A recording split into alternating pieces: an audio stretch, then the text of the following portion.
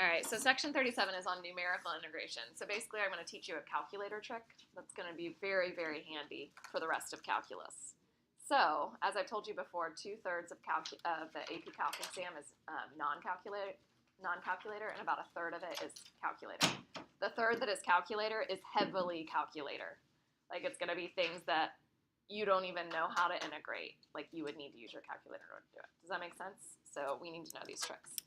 So in a later chapter, like chapter 8, we're going to talk a lot about the area under a curve. So we're going to have things like a function intersecting another function, and then we would find the area between the two things. I'm not going to go really, really in-depth with area right now, but we're going to kind of talk about area as we talk about integrals. And you guys know that they're related, right? We talked about the infinite sums.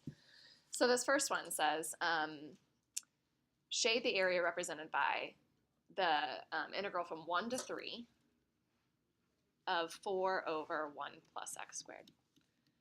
So you guys actually would know how to do this by hand, but it's been a while since I've given you a derivatives drill. So first period was like, All right, do you guys know what gives you a, you don't have to write this, a derivative of 1 over 1 plus x squared?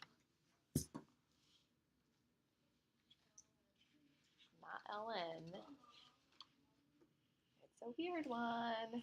It's been a long time. You guys have had winter break, J term. Starts with a T. Inverse tangent. So you actually could do this one by hand, but there's going to be a lot of things that you're not going to know how to do by hand. Yeah. Yeah, I know. Crazy. All right. So if I was going to find this area using my calculator, you guys remember when we did like Math 8 in Deriv? We're going to do something very similar. We're going to do Math 9, which is finite integration or definite integration. So I want you to go to your calculator. And I want you to do math and then option 9. So if you go down to number 9, you can see that it says FN int. Do you guys all have that? I don't know, it's hard to see on the screen. So your calculator will do one of two things. So the older versions will do FN int, and then it will put a parenthesis. The newer calculators will look like an integration sign. Okay. If you have an integration sign, you're going to have all these boxes, a D, and then a box. Okay. If you have FN int, it's just going to do a parenthesis, and then you have nothing. Okay. So let's talk about the fancier calculators, the ones that have been updated. You can update your calculators online too if you want. So if we have this, we would put in the function integrated from 1 to 3. So you would put 4 over 1 plus x to the 2. And then you want to integrate with respect to x, so you'd fill in that last box with an x. Okay. So if you have the older kind, you want your function, you want a comma, x, and then the numbers you're going from. So your function in this case is 4 divided by parenthesis 1 plus x to the 2. You'd probably have to put a parenthesis there. Okay? So it's function x, a to b is what it looks like. The x just tells us, kind of like below, we had to fill in the dx, right? It's like that. The x values go from 1 to 3. Okay? Did you guys do it? So when you put this in, so I have 4 divided by parenthesis 1 plus x to the 2, comma x, comma 1 to 3, parenthesis, did you guys get like 1.855? Remember 3 decimals? You get that. The commas are, actually there's a comma right there, I erased it on accident. The commas are right next to the parentheses, like underneath sign. Yeah? Everybody have the same thing? Okay, so this is finding a numerical answer for a definite integral. Definite integrals are integrals that have numbers right here, okay? Indefinite integrals are integrals that don't have numbers. Indefinite integrals involve the plus c. You cannot do the indefinite integral on your calculator. Okay, it's only doing these definite integrals. All right, so let's try the next thing. So it says, sketch a picture that represents the integral. Okay, so if I have the integral from pi to 2 pi of sine of x, if you graph sine of x, which we're doing in pre-calc right now, do you guys remember how to graph sine of x? It has a period of 2 pi. Pi is in the middle. And so this is saying we want to find the integral from pi to 2 pi. And as you guys learned with the infinite sums, you can have negative answers. This is a negative answer because all of the heights of the rectangles are negative heights, right? Kind of weird. Y values are all negative. So we should end up getting a negative answer. Okay, so if we put this into our calculator, you would just want to make sure that you have everything in radian mode. So hit mode, radian. And then do math 9. So we're going to do math 9, sine of x, comma, x goes from pi to 2 pi. Could you guys do this one by hand? Do you guys know how to integrate sine of x? Yeah, because you could get cosine of x and so on. So we get negative 2. Okay, so you guys have kind of previewed, you actually did section 38 before section 37. So if you integrate pi to 2 pi and you have sine of x, the way you would do this by hand, sine of x dx, the way you would do this by hand is you would integrate and get cosine of x, negative cosine of x, going from pi to 2 pi, and then you would plug in each of them. So you'd have negative cosine of 2 pi. What's cosine of 2 pi? Yeah, cosine of 2 pi. Cosine of 2 pi is going around. It's 1, right? So negative 1 minus negative cosine of pi, negative 1, so plus 1. So we end up getting negative 1 minus 1, which is negative 2. Okay, that would be the way that we would do it without a calculator. Make sense? All right, so the next thing. So if I have the next one, sine of x over 2. Okay, that looks like sine of x, only it has a horizontal stretch or compression. What do you guys think? A stretch by 2, right? So instead of going to 2 pi, it's going to go to 4 pi. Okay, so in the middle we have 2 pi, and that's what we're finding. We're finding the area from 0 to 2 pi. Any guesses what this would be? 2, you think? Yeah, it's 4. So you can do the integration, you will end up getting 4. It's like all those rectangles doubled in width. You can think of it that way, and the heights are still at 1. All right, and then this next one, go ahead and try this on your calculator because the first period class was having issues with this. So if we have cosine of x starts at 1, it goes down and then back up, and pi is in the middle. Okay, so when we put this in our calculator, so math 9, cosine of x, comma, x, think about what that number is. We're going from 0 to pi. So my calculator tells me negative 3.2111, or 112251, e negative 14. What's the e mean? Times 10 to the negative 14. So I'm getting like negative 3 something times 10 to the negative 14. It's a very, very small number, right? 0.00000, lots of zeros, right? So what is this? It's 0. So just like with math 8, you guys remember math 8 and deriv? Math 8 is not very reliable. A lot of times it gives you like not very close to your actual answer. Okay, so we can use it sometimes on the AP exam and sometimes get the right answer, and then sometimes you're like, it says 16.004. I'm going to guess that it's 16, right? So sometimes it was off. I would say that math 9 is a lot more accurate, but when the answer is 0, you'll see that a lot, okay? Because it can only handle a certain amount of memory, right? It's only carrying those numbers out for a long time, and what it's doing is an infinite sum. Okay, so let's think about it. Do you guys see how it's this piece? That was the 0 to pi over 2, and then it's this piece. It's a positive integral and a negative integral, and when you add those together, you end up getting 0. Okay. So yeah, that answer was 0. So it's like a rounding error that your calculator made. Your calculator lies to you, right? All right, so sine of x. So if I have sine of x, and it says go from negative k to k, make a conjecture. What do you guys think? I didn't draw mine very well, but what do you guys think? What's the answer? Yeah, it's 0. And the reason is because part of it's negative and part of it's positive, and those two areas are the same, and so they end up canceling each other out. Okay, that's because this is what we call an odd function. So I have this somewhere in your notes, but I don't think it's in this section, but let's go ahead and write it. So if I have an odd function, sine is odd. So all of this would equal 0. here's a really basic odd function, y equals x to the third. Odd functions have a certain type of symmetry.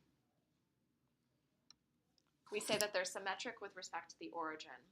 So what that means is we can take this little picture and we can flip it around 180 degrees and we get exactly the same shape. That's what symmetric with respect to the origin means. So with this picture, if I was integrating it from negative k to k, do you see how that I would get 0? That's how every single odd function is. So if I have an odd function, and I see that I go from like negative k to k, or a to a, and negative a to a, or whatever, this will always end up being 0. Okay, but let's think about an even function.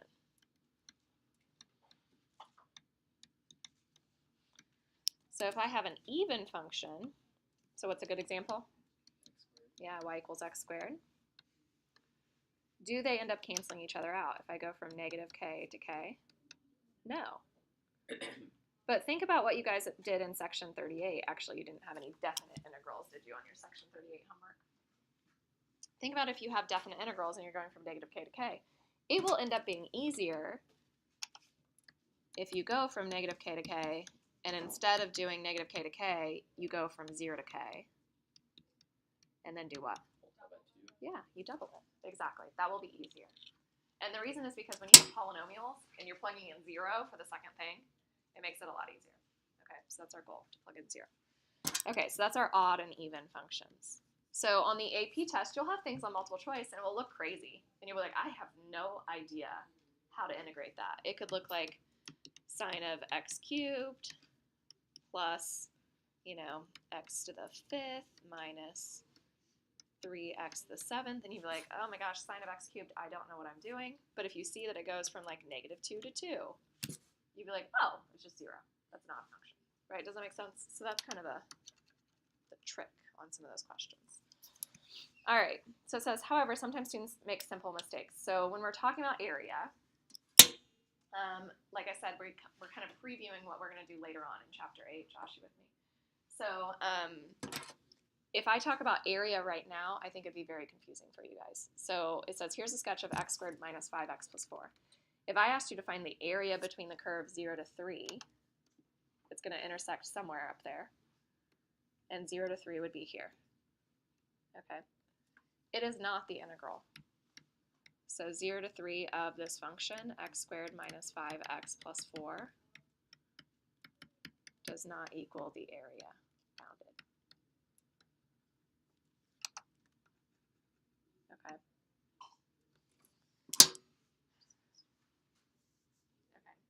Areas are always going to be positive, no matter what. I would never be like, oh, the square footage of this room is negative 200 square feet, right? I would never say that.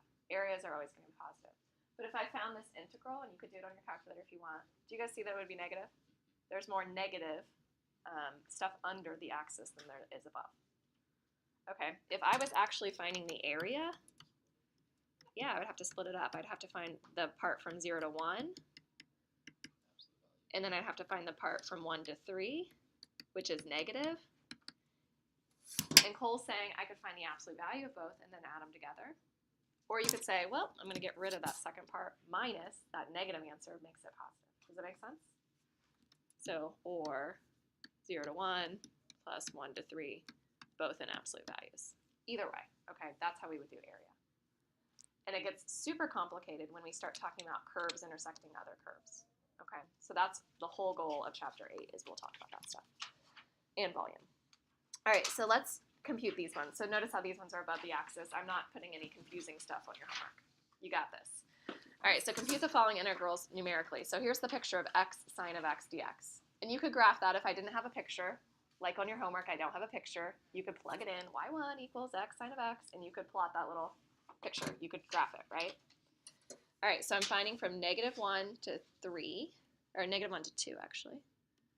So this is what I'm finding numerically.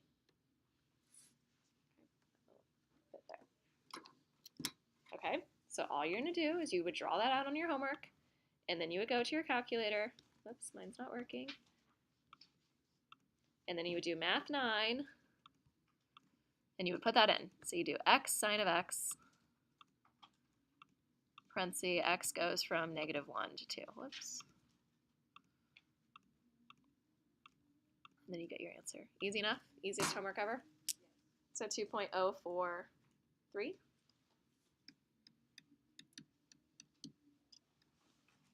All right. So same thing for the next one. You're going from 0 to 5. This is a form of the bell curve. It's like the parent function for a bell curve. Do you guys know what a bell curve is? How college professors do your grades. So you want to be better than half the class. They don't all do that. Just those that don't know math.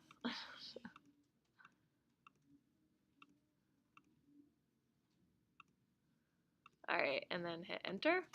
So we get 0.886. You guys agree? And then on your homework, it's going to ask you to shade too, so you're going to have all of this. It actually goes along the axis forever, but you're stopping at 5, right? Okay. All right, so next up. So it says compute the integral from 1 to 3 of 4 minus x squared. How is this different than finding the area between 1 to 3? So what's wrong with finding the area from 1 to 3?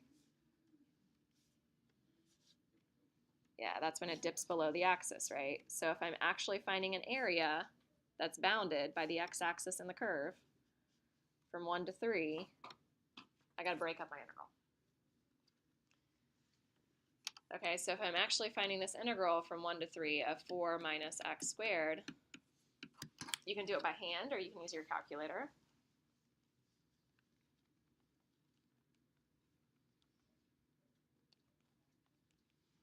You end up getting -2/3. Okay.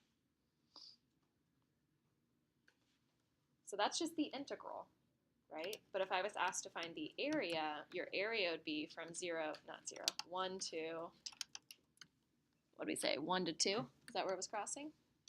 Yeah, it makes sense, 4 minus x squared, right?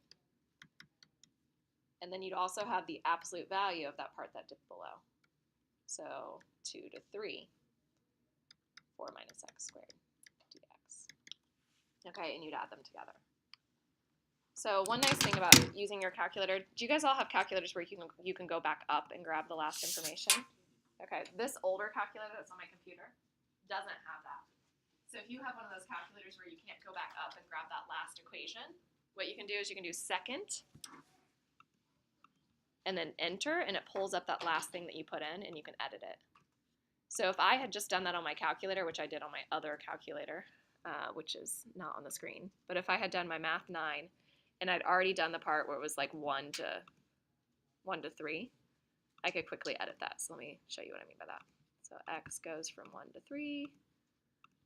Sorry, it takes me forever to type these in. So I got my -2/3, you see it?